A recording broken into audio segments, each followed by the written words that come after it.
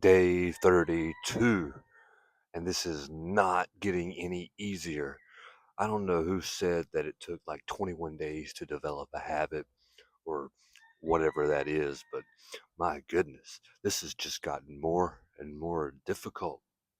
And I do realize that even as I speak this out loud, how ridiculous it sounds for me to be complaining, about getting up early in the morning and starting my day. But what do you do when you're genuinely not thankful? You're not thankful. Not thankful for the day that you've got.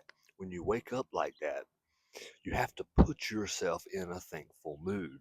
And that's what I'm learning because my goodness, I mean, I just wake up angry every day. Some days I just want to kill somebody. Seriously. I mean, I'll wake up.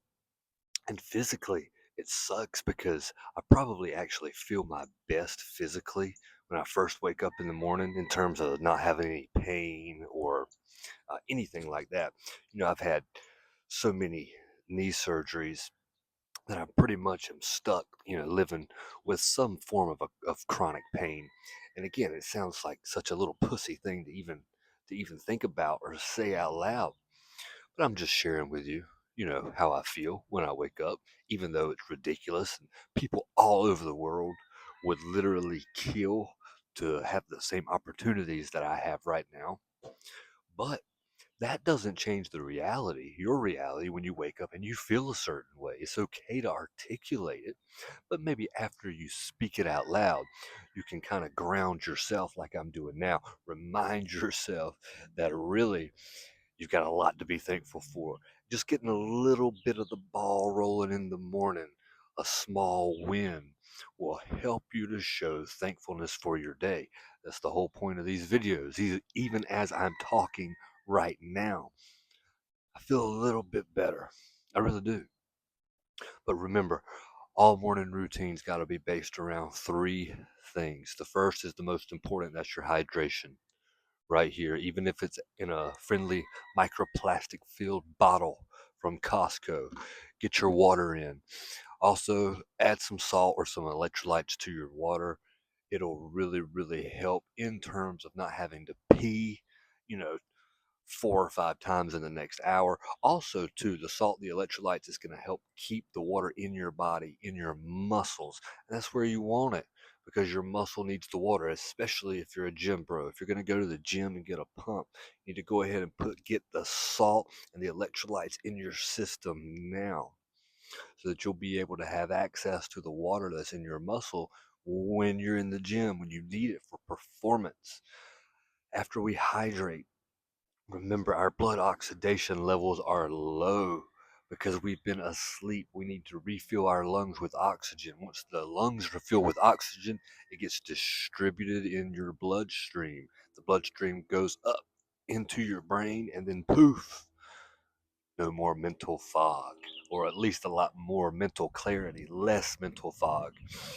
For me, the final boss of the morning routine is when I get a little bit of that caffeine and it finally whew, starts to it starts to happen. I start to wake up and actually understand life. But another thing that's important with the drinking water is even if you're like me, I'm probably not going to eat breakfast for another hour, but I will drink some coffee. And coffee is a diuretic. So by going ahead and putting water in your system, you're going ahead and telling your body, hey, it's okay. You got some water. Use this water. Your poor little organs have been dehydrated all night. You've been peeing and sweating all night. It's just time. Put some water in your body. The worst thing you can do is go straight to a coffee or an energy drink. So we're hydrating. We're increasing our blood oxidation levels. Now that can be accomplished through some deep breathing, some controlled heavy breathing. What works best is like some push-ups. I'm probably gonna knock some push-ups out here in a second, just for the very reason of getting blood flow. Remember, the pump is the cure. Blood flow is the cure, not only for injuries, but for your mental state, for everything.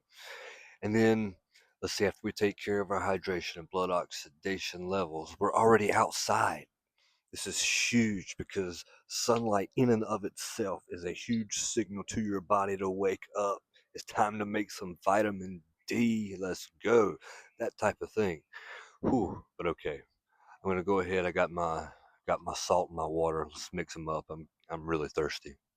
Complain, complain, complain.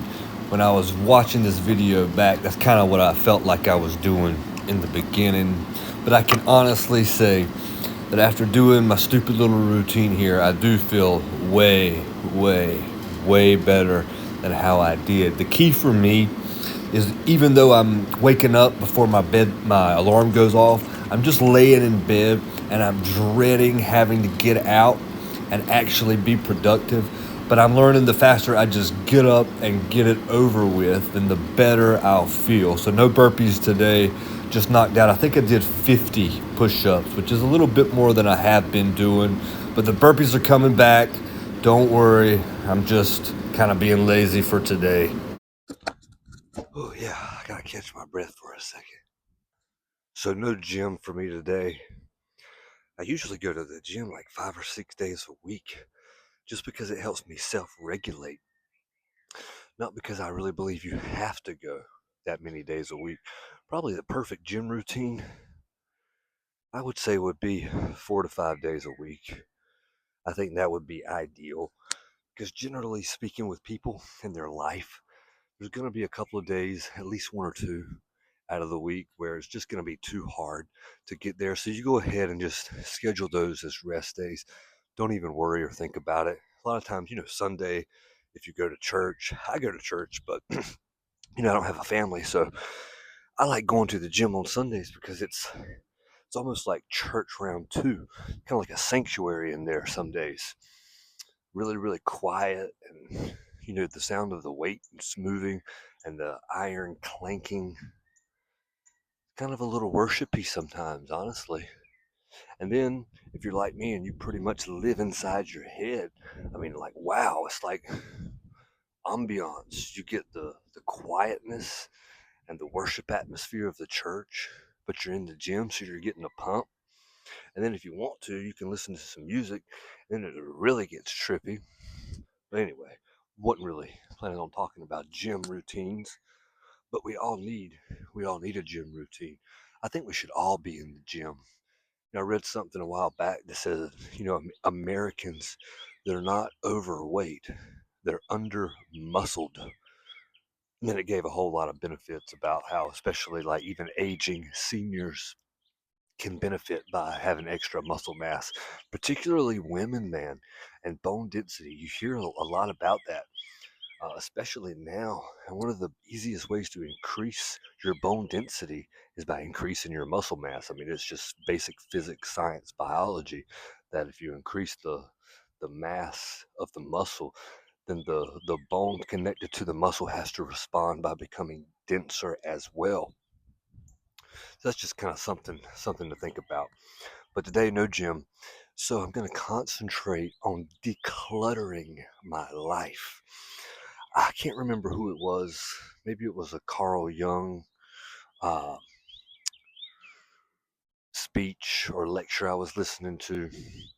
But your outside appearance is a direct reflection of your inward state. And it's not just your outward appearance, it's like how you live your lifestyle. Uh, when you walk into your house, what does it look like? Are things in order? Are they in disarray? Is it nasty? And I've got some cleaning up to do. I really do. And so that's what I'm going to focus on today. So I'm still making gains, just not gym gains. I'm going to be making personal development gains. So maybe that's maybe that's what today's theme should really be about: personal development gains. And we should have a process every day that moves us forward in the areas of our life that we need attention. And one of the biggest reasons we don't do that is because a lot of us are afraid to express or expose our own vulnerabilities. And by vulnerabilities, our weaknesses, our shortcomings, our inability to get up in the morning at a decent time and get our day started. But if we can get through, work past, push through that initial embarrassment, that like cringy feeling that we get. I was watching, I don't know, some Gary Vee or some other social media dude, and it's like there's so much promise and potential past the cringy feeling, but we don't want to like just push through a little bit more because, yeah, honestly, bro, we've got to be a little bit cringy at some point, especially like if we're learning something new or want to get better at something. I mean, the only way to do that is to kind of look stupid, and we associate looking stupid with feelings of cringe. And so, I don't know, I think a lot of our life, we don't live it in the way that we should because we're scared of that cringy feeling. And it's not even ourselves necessarily.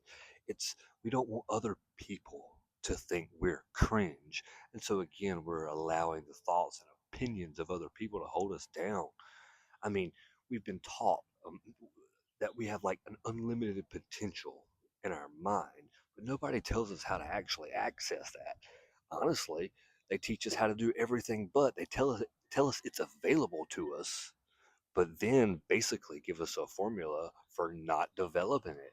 And that formula, this toxic formula, is just doing these things, speaking in a way and acting in a way, trying to convince other people around us of who we actually are instead of flipping the script and understanding that it's our own identity. Once we figure out who it is we truly are and staying true to that person and developing that person into the potential that that person has. And we all have a future potential, actualization, a realization of who it is that we want to be. We have that person.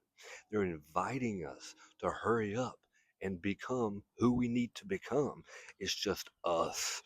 And we have to have that system in place that develops us each and every day, physically, mentally, spiritually, all across the board. We want to be a full, complete, developed person. And we can't do that. We cannot do that when we're not honest with ourselves and when we're dishonest with other people, through our words and through our actions. So today, let's cement our identity up here. Let's control our thoughts, figure out who it is we are, what we want right up here first. Once we have this down, then our words are going to reflect those new thoughts. And then our actions will reflect the words, which reflect the new thoughts that we're having about ourselves. But we have to make a conscious effort to do this. We can't just, wake up every day and hope that something happens. If you're not working towards something, then you're working towards nothing.